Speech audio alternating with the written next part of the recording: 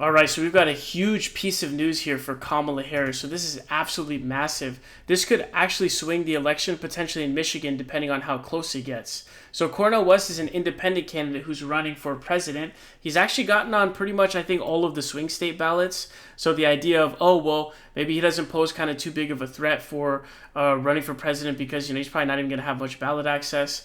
I think he's gotten on a bunch of the important ballots in the swing states. But there's some news here. So it says Cornel West has been disqualified from the Michigan ballot because of a problem with his affidavit of identity, according to a letter from the State Bureau of Elections. So this article says Cornel West disqualified from Michigan's presidential ballot over notary problems. Independent presidential candidate Cornel West has been disqualified from the state's ballot because of problems with the way a required document his campaign submitted was notarized. The Michigan Bureau of Elections announced Friday. West, a longtime liberal activist, calling him a liberal activist is crazy, dude. Our political theory is just completely screwed. Like, calling him a liberal is insane. That's actually insane. He's much more left than a liberal. This is ridiculous, man. People need to get their shit together. Academic and author had turned in petitions in hopes of appearing on the ballot in Michigan as an alternative to the major party candidates. But West's affidavit of identity, quote, was not notarized in compliance with the laws of the state where it was notarized, which is Colorado, according to a Friday letter to West from Jonathan Brater, Michigan's elections director. Notaries traditionally verify documents and certify that the person signing them was in their presence as the signature was executed. However, according to Brater's letter, Dana L. Manning, the notary for West's affidavit, quote, failed to identify what notarial, wow, that's quite the word, notarial act was being performed. Plus, Manning's notary stamp was on a separate page from the affidavit, and Manning's signature to certify the document according to the letter. The document also featured, quote, unfilled blanks, and the notary certificate failed to include Manning's title of office, Brater wrote. So, because of this, he has been disqualified from the race in Michigan. Now, this is absolutely massive for Kamala Harris's campaign because third-party support is actually really big. A reason why Biden was actually able to win in 2020 was because third-party support was basically zeroed out at that point. Hillary Clinton had much more third-party support going against her in 2016. So we can kind of look at some of these Michigan polls here, right? She's currently leading by 2.6 points. There was a large polling error back in 2020 where Biden was actually up by like 7 or something points, only ends up winning by 2.5. So we can look at these polls.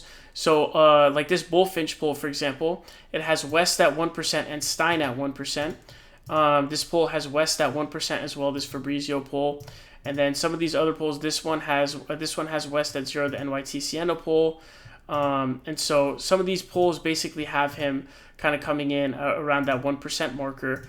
And so what ends up being important for these polls pretty much is that in the situation in which, Cornel West here again in the Fox News poll getting 1% down here, West 1% in the Emerson College poll.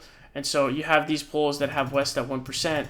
The thing is, this 1% can end up turning the election if this 1%. Now, presuming that none or very little of this 1% end up going for Donald Trump, as long as you have like a margin, let's say for the 1%, maybe 0.5 stays home, 0.4 goes for Harris, 0.1 goes for Trump. It's like a 4-to-1 margin. Those kinds of margins can turn an election in these swing states, man. It's going to get really, really close potentially. And so I think Hillary even lost by something really close to something, such a small margin.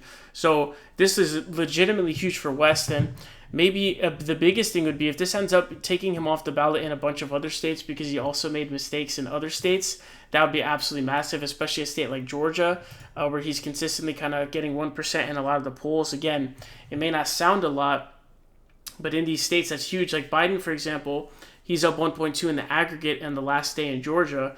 He ends up winning. Trump overperforms by about 2 points, but he's still able to win. Why? Because he overperforms by about 1%.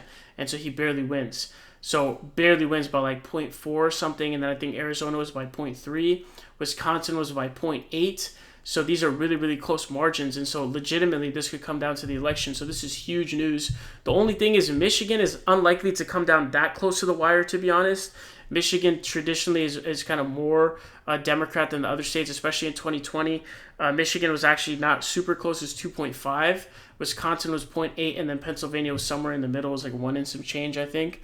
But of course, getting Michigan is huge for the campaign. If we look at this kind of map here, there's different possible ways to do this. You could just take the sort of you could take these states where you just go with the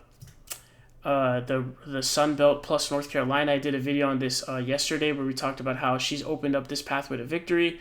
Another way is to just simply just carry the Rust Belt, or you could actually pick up a wombo combo of some sort. So maybe you lose Wisconsin, but you replace it with Arizona, you still win. Nevada plus, you know what I mean? Or you could do Georgia to replace it. Maybe you lose Michigan, but you pick up Georgia to replace it, you still win. There's so many pathways to victory that are possible for Kamala Harris, which makes it kind of hard for me to see her to lose at this point. Not because she's going to destroy by any margins, but just instead because, she's somebody who has a lot of pathways to victory. So this is huge for Kamala Harris in Michigan and the presidency overall. Obviously, this is going to come down to the wire, and so this is going to be huge for Kamala Harris. So the Cornel West voters hopefully will go more in her direction. I would hope that he would drop out and endorse her just to save democracy, but he's probably not going to do it.